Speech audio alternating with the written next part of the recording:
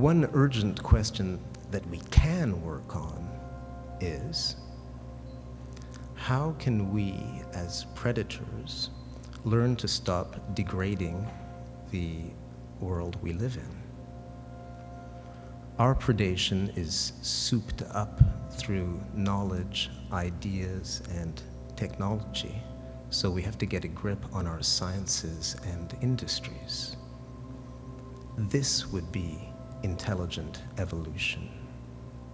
By understanding ourselves as animals, by understanding other species as intelligent, and by understanding the intelligence of predators, we can learn to transform ourselves into intelligent predators.